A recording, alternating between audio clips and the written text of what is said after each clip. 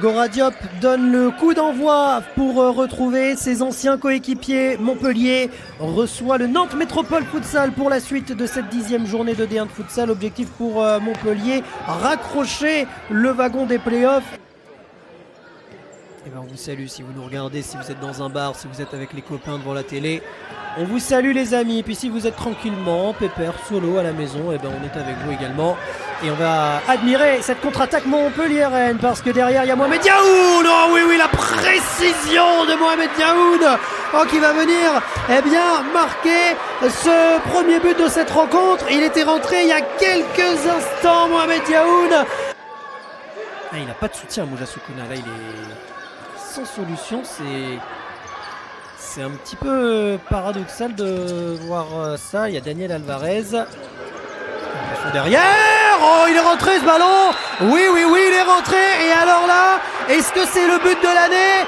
Potentiellement oui. Incroyable ce qu'a réalisé Gustavo Stefano. Un but venu d'ailleurs. Un but qu'on ne voit que sur FIFA, que sur les jeux vidéo. Lui, il l'a fait en vrai.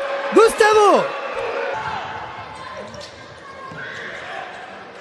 Est-ce que sortir un powerplay ne serait pas la solution? Dans le chat, est-ce que sortir là un powerplay pour Nantes ne serait pas la solution? Est-ce que là, quand il reste 6 minutes 11, vous n'essayerez pas de sortir un powerplay? La frappe d'Amouja Soukouna, elle est dedans, elle est magnifique cette frappe d'Amouja Soukouna.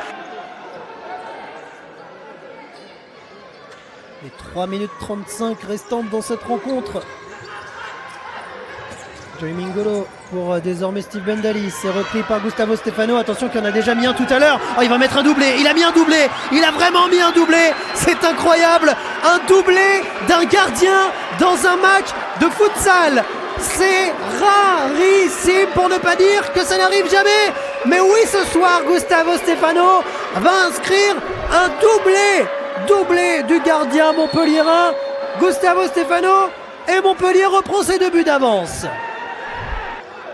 Et donc là, pour l'instant, il n'y a eu qu'un seul doublé. Donc à l'heure actuelle, le meilleur buteur de cette 10e journée est un gardien. Évidemment, ça va terminer bien plus que ça, puisqu'il va encore y avoir d'autres buts.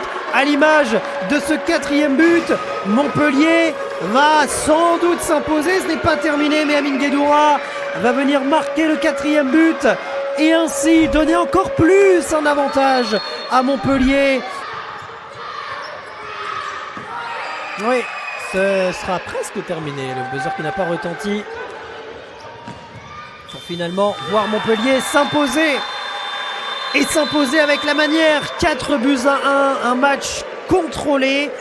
Pratiquement à 100%, parce que les Montpelliérains ont tout de même eu quelques secondes et minutes où ça a été un peu difficile juste après le but nantais, mais sinon c'est un match totalement maîtrisé. Montpellier s'impose grâce à son gardien qui a inscrit un doublé. Oui.